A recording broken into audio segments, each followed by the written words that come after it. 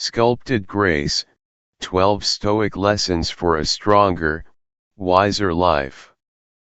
Have you ever wondered why some people remain calm in chaos while others crumble under pressure? Why some seem unshaken by loss, betrayal, or disappointment? The answer isn't luck, it's mindset. It's a philosophy of life that was born thousands of years ago, in the quiet courtyards of ancient Greece and Rome, but it still holds the power to transform how we live today. Stoicism isn't about being cold or emotionless, it's about emotional mastery. It's learning to respond with clarity instead of reacting in chaos. It's the art of standing in the middle of the storm without letting the storm inside you. The Stoics didn't run from pain, they studied it. They didn't deny hardship, they prepared for it. They didn't seek control over the world, they sought control over themselves. And in our age of distraction, noise, and comparison, these ancient ideas are more relevant than ever. Because the truth is, you don't need the world to calm down, you need to find calm within yourself. Today, we'll explore 12 Stoic lessons that can help you do just that. Each one is simple but profound. Each one has the power to change not just how you think but how you live. So take a deep breath, find stillness for a few moments, and let's begin. Number 1. Control what you can, accept what you cannot. At the heart of Stoicism lies a simple but life-altering idea: some things are within our control, and some things are not. Peace begins the moment we stop fighting that truth. Most of our suffering doesn't come from events themselves, it comes from trying to control what we can't. The weather, other people's opinions, the past, the future, none of these belong to us. What does belong to us are our choices, our attitudes, and our actions. Imagine standing in a fierce storm.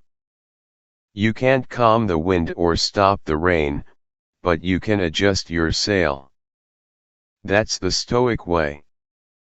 The ancient philosopher Epictetus lost everything: his freedom, his health, even his home, but he never lost his composure. He said, "It's not what happens to you, but how you react that matters." The next time life feels unfair, pause and ask yourself, is this within my control? If the answer is no, release it. Use that energy on what you can change: your mindset, your effort, your response. That is where true freedom lies. Number 2, perception shapes reality. Have you ever noticed how two people can experience the same event, yet walk away with completely different feelings? One sees defeat, the other sees direction. One sees pain, the other sees purpose. The Stoics believed that reality isn't defined by what happens to us, but by how we interpret it. The mind, they said, is the ultimate filter. Marcus Aurelius wrote, "The happiness of your life depends upon the quality of your thoughts." If you decide an event is unbearable, it becomes unbearable. If you decide it's a lesson, it becomes a teacher. I once knew a man who lost his job and called it the worst day of his life. 6 months later, he'd started his own business and he said losing that job was the best thing that ever happened to him. The event didn't change his perception, did? When you learn to shift your perspective, you don't just survive challenges, you transform through them. Number 3, memento mori, remember you will die. The phrase memento mori translates to remember that you will die. At first, it might sound grim, but to the Stoics, it was a reminder to live deeply. Death is the great equalizer. It strips away illusions and forces us to see what truly matters. When you remember your time is limited, every ordinary moment becomes sacred. Marcus Aurelius reflected daily on mortality, writing, "You could leave life right now. Let that determine what you do and say and think." Imagine how you'd live if you really felt the weight of those words. Would you hold grudges? Delay your dreams? Spend another day scrolling mindlessly? Probably not. You'd savor your coffee. You'd tell people you love them. You'd live intentionally. Memento mori is not a call to fear death, it's a call to honor life by refusing to waste it. Number 4, amor fati, love your fate.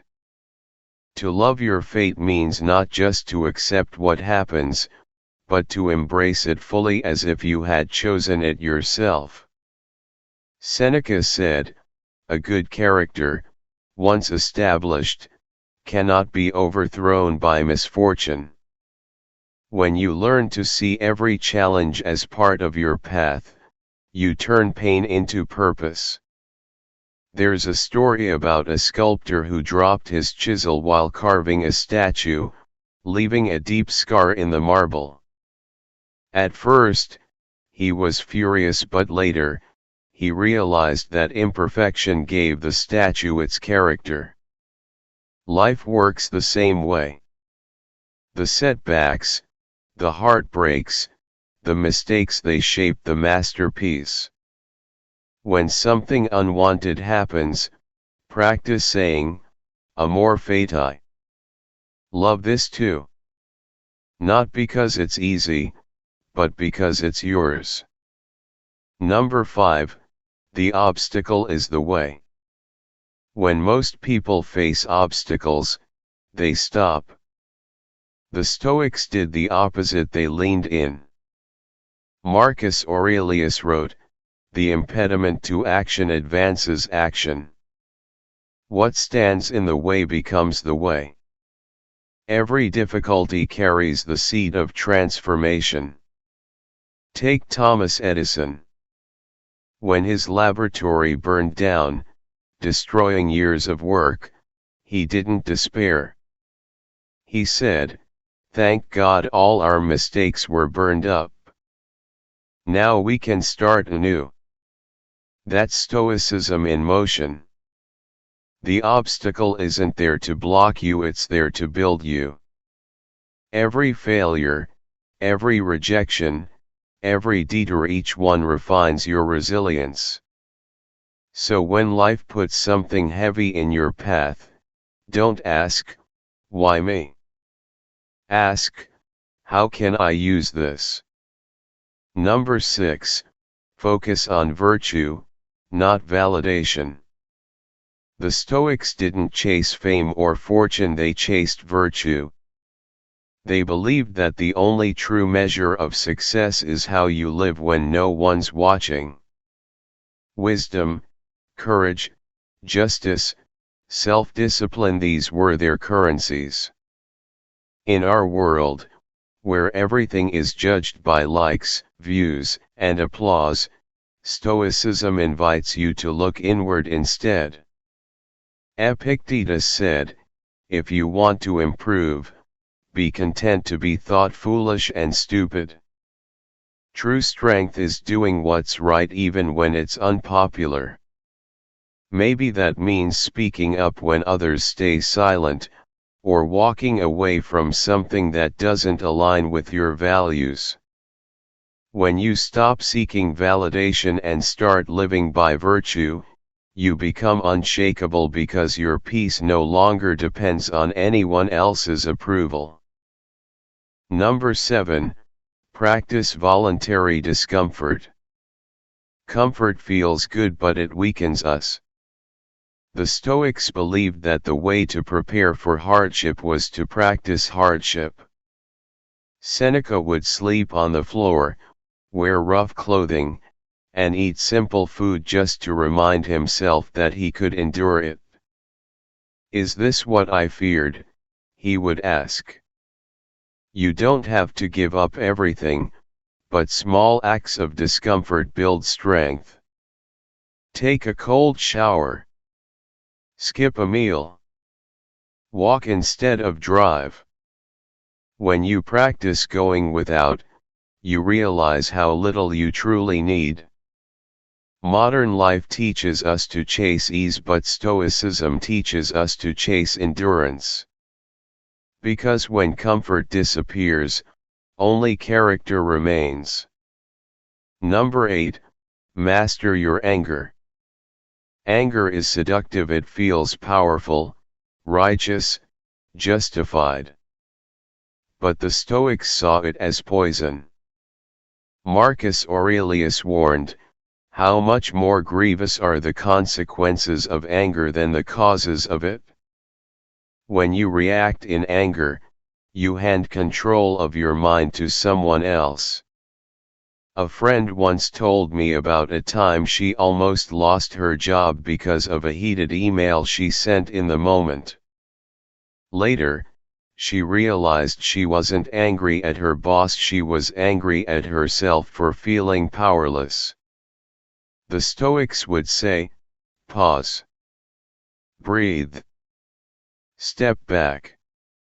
You can't control provocation, but you can control participation. The strongest person in the room isn't the one who shouts the loudest, it's the one who remains calm when provoked. Number 9, free yourself from the opinions of others. The Stoics believed that caring too much about others' opinions is a form of slavery. Epictetus said, "If you wish to be invincible, hold nothing that can be taken away." That includes external approval. Imagine standing on a stage surrounded by 1,000 people, each shouting their opinion of you. If you try to please them all, you'll lose your voice. But if you step off that stage, walk into the quiet, and listen to yourself, you'll find peace. I once knew a painter who stopped creating because critics mocked his work. When he returned years later, painting only for himself, his art became more powerful than ever. Freedom begins when you no longer let others define your worth. Number 10, live according to nature. To live according to nature means to live in harmony with yourself, with others, and with the world around you. It's recognizing that life moves in seasons: birth, growth, decay, renewal, and peace comes from flowing with those cycles rather than fighting them. Marcus Aurelius wrote, "Adapt yourself to the life you have been given." A tree doesn't complain when the wind blows, it bends, it sways, and it survives. The Stoics believed we should do the same. Accept what comes, do your duty, love your people, and live simply. When you stop resisting the natural rhythm of life, you discover that the world isn't your enemy, it's your teacher. Number 11, practice daily gratitude. Gratitude, to the Stoics, was a daily discipline. Every morning, they reflected on what they already had, and every evening, they reviewed what they'd learned. Seneca said, "He who receives a benefit with gratitude repays the first installment on his debt." Gratitude anchors you in the present. It reminds you that right now, you already have enough.